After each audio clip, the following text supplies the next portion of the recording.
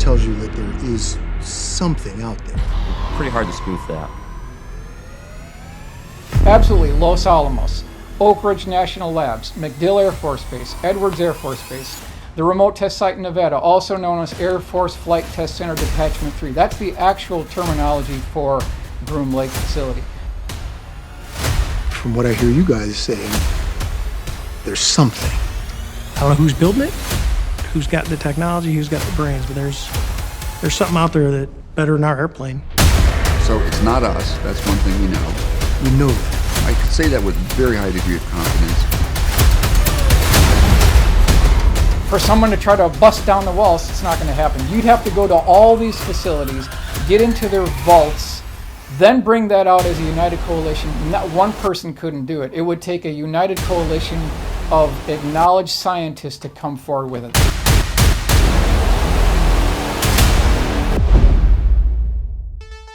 Hello, everyone. Thanks again for taking the time to meet with me on this special episode tonight. And we're going to consider 3 more cases within the historical archives. And we do have the paperwork, documentation, and newspaper clippings to back them up.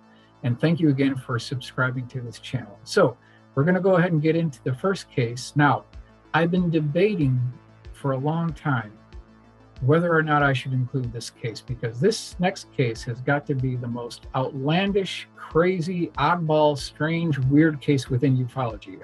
Without a doubt, it really is. But here on this channel, we're going to push the envelope, so we're going to go ahead and do it anyway. Now, let me set this up for you here. November 2nd, 1967, Canary, Idaho. So there's 2 young men driving down the road, and what you're looking at here, ladies and gentlemen, is a very, very accurate representation of what they saw. And we actually went to Google Maps, and I'm taking you within plus or minus 5 feet of where this exactly took place. So what you're seeing on the screen is actually real world situation. Okay, so what they ended up seeing is a strange, approximately 8-foot diameter dish-shaped craft that had a series of lights going around the outer circumference. It was following the hood of their car, like lockstep with the vehicle.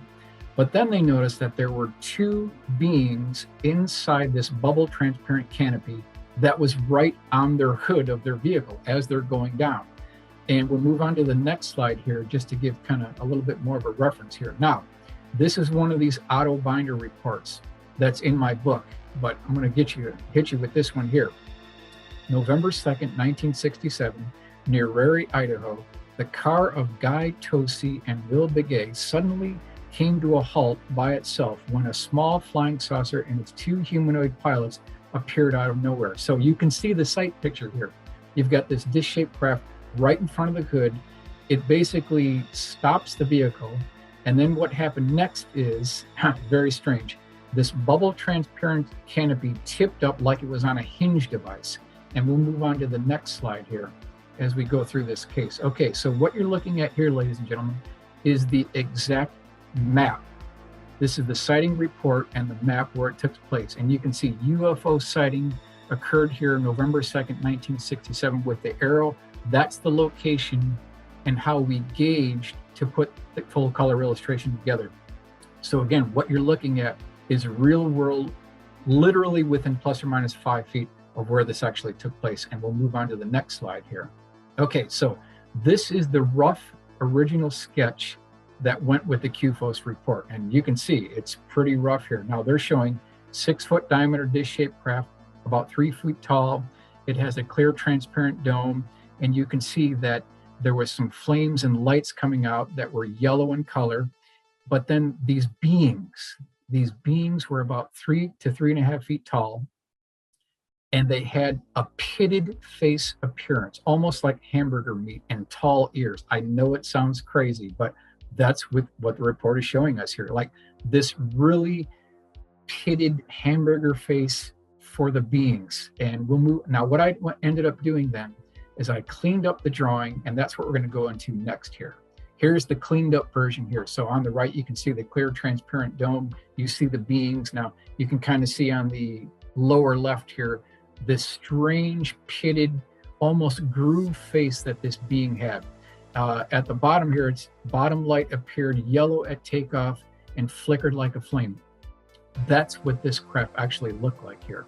Skin was rough, wearing backpacks and tight-fitting one-piece clothing. That's what they were wearing. Now, we'll move on to the next slide here as we get through this case. Now, I just want to provide you with some references. So this is the Deseret News, November 3rd, 1967. Idahoans say they talked with 2 flying saucer men. So at least there's some paperwork to back this up. This is not just like a science fiction thing that came out of nowhere. There's actually some paperwork to back this up. And we'll move on to the next slide here, and we'll get some more references here. 2 Idahoans talk with little men. So this is another reference, another newspaper clipping. So we can back this up with at least 2 separate newspaper clippings now. And we'll move on to the next slide as we go through this case. So once the car was stopped, this bubble transparent canopy tipped up. One of these 3.5-foot beings, you could call them, with this backpack, he levitated and flew out of the craft. He went over to the driver's side door. He opened up the door and got behind the wheel of the vehicle. And then the craft and the car started moving down the road and eventually kind of pulled off into a grassy dirt area. Now, you can imagine the 2 guys inside were absolutely freaking out. They couldn't believe it. Now, the report never said how this 3-foot tall being reached the pedals of the vehicle, like the gas and the brake. It never mentioned anything like that. But this car is going down the road with the saucer right in front of it. The driver goes over to the middle. They're freaking out. Eventually, what happened next is the guy Tosi, who is on the right-hand side, he's the one who left the vehicle. He was on the passenger side. He freaked out completely. He left the vehicle. And then it said that this being, this strange being, started trying to talk to William Begay. He was the only one left in the vehicle. Now, what they stated is that it was kind of in this bird chirping, high-pitched frequency noise. He couldn't decipher what it was at all. Now, at this point, and we'll move on to the next slide here, now you can see this being driving the vehicle. I mean, this is crazy, but at least we've got some paperwork to back it up. Now, about 20 minutes later, the passenger came back. At this point, the being left the driver's side door, went back into the craft itself, and then this thing zipped away. This is all back in 1967. They were not drinking. They weren't on drugs. They were conscious throughout the whole thing. Police report was filed, and we've got paperwork to back it up. So this is a really good, strange case, but we've got references for it. So we'll move on to the next case now. All right, now, this is the famous JAL Flight 1628. This is 1986. They are on a flight from Paris to Tokyo. So we've got the reference down there. They're at 31,000 feet. And what's interesting about this case is that no one ever talks about the beginning part of this case. They always talk about the ending of this case. This is November 17th, 1986. They always miss the beginning part of this case. What actually happened in the beginning is the pilot, he's the captain, Teriyuchi. What he ends up seeing is 2 Campbell soup cans cut down to 50% that were 150 feet in diameter.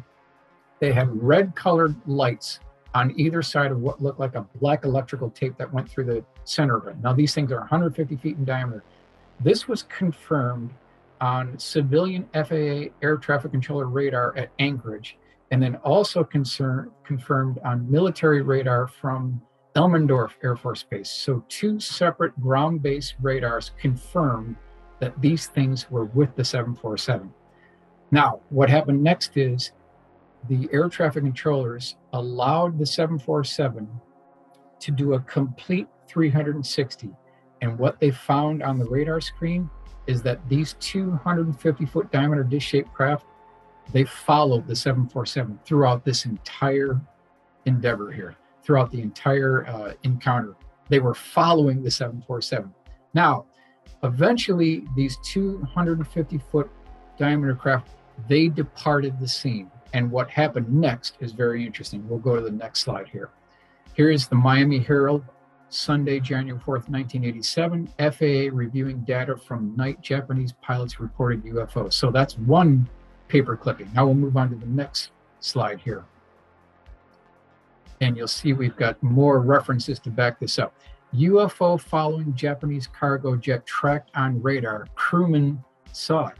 So this is another interesting newspaper clipping that talk about it. And they confirm again, it was seen on both civilian FAA radar, so Lincoln Journal, 1986, civilian radar, and also military radar at Elman Air Force Base. Crewmen saw it as well. Now we'll move on to the next slide.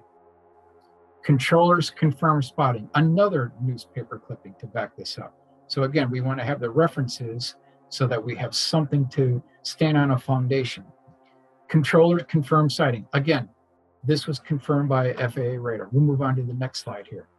Now here's the pilot, the captain's original sketch of what these craft actually look like, looking out the 747 cockpit window.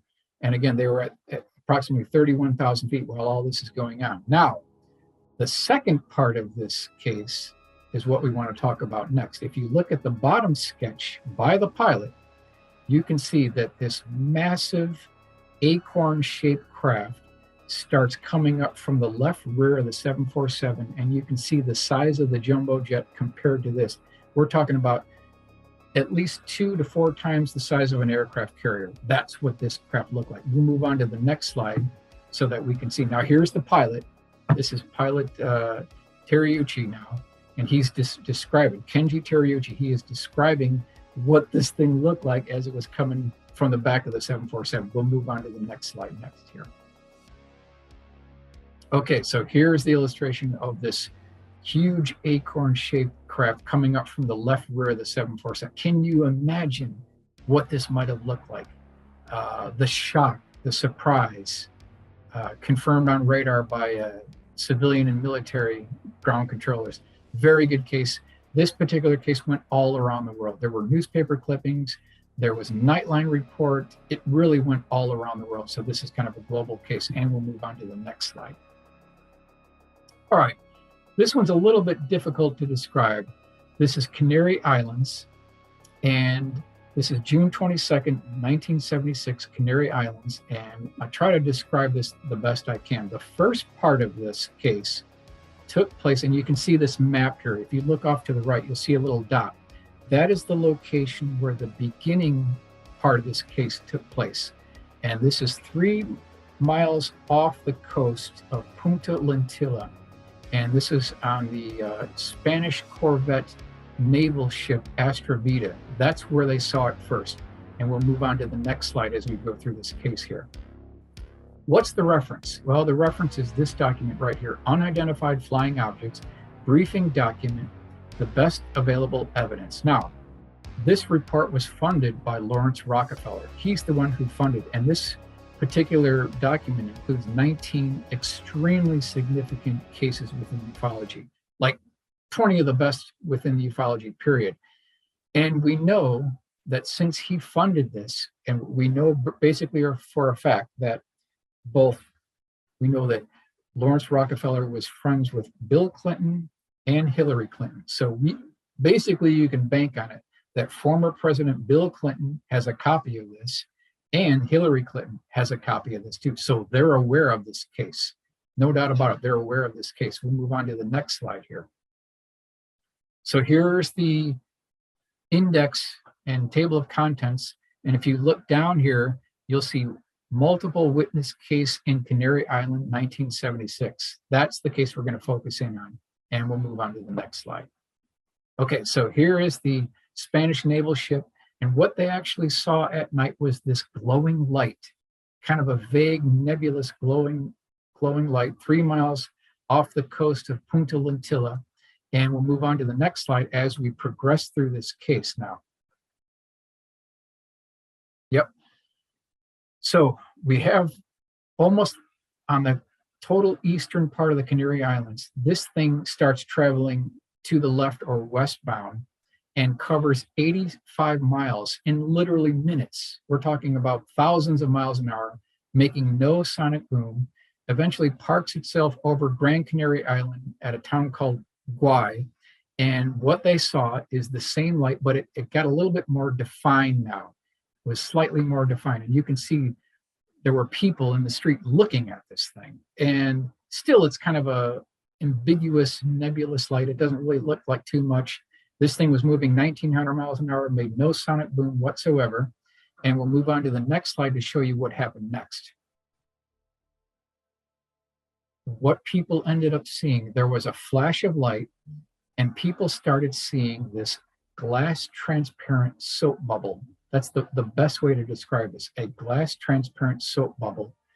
After this flash took place, they saw this, and this thing expanded to about 25 feet in diameter, and they actually saw a pedestal, and on top of the pedestal there was a console, and they saw these 9-foot tall beings that were wearing a red one-piece tight-fitting flight suit. They had a black helmet. They had a cone-shaped hand. This is very odd, but I've heard of this before. Cone-shaped hands, and they were operating levers. And there was this clear transparent tube that went from the base of the pedestal up to the top part of the bubble. And there was this blue smoke or gas coming out of this transparent tube. We'll move on to the next slide here.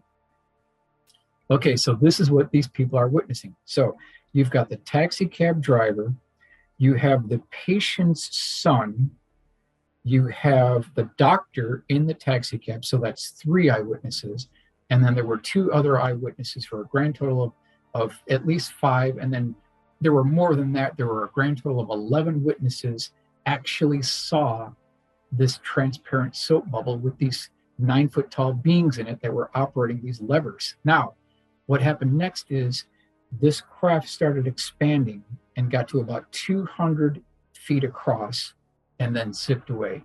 Just an incredible sighting. It's unparalleled. Multiple eyewitnesses.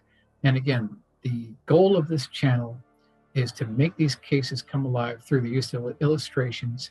So, ladies and gentlemen, I want to make a special announcement today that my brand new book has just dropped. It's a paperback version. It's 123 pages in length. It includes 61 of my best historical UFO cases. It's fully illustrated, fully referenced, fully documented. It's called Dark Files, A Pictorial History of Lost, Forgotten, and Obscure UFO Encounters. It's available now on Amazon, and we've included a link in the description so you can check it out on your own. And I want to thank you again for your attention. And that tells you that there is something out there. Pretty hard to spoof that. Absolutely. Los Alamos, Oak Ridge National Labs, MacDill Air Force Base, Edwards Air Force Base, the remote test site in Nevada, also known as Air Force Flight Test Center Detachment 3. That's the actual terminology for Groom Lake facility. From what I hear you guys saying, there's something. I don't know who's building it, who's got the technology, who's got the brains, but there's something out there that better than our airplane. So it's not us. That's one thing we know. We know that. I could say that with a very high degree of confidence. For someone to try to bust down the walls, it's not going to happen. You'd have to go to all these facilities, get into their vaults, then bring that out as a united coalition. Not one person couldn't do it. It would take a united coalition of acknowledged scientists to come forward with it.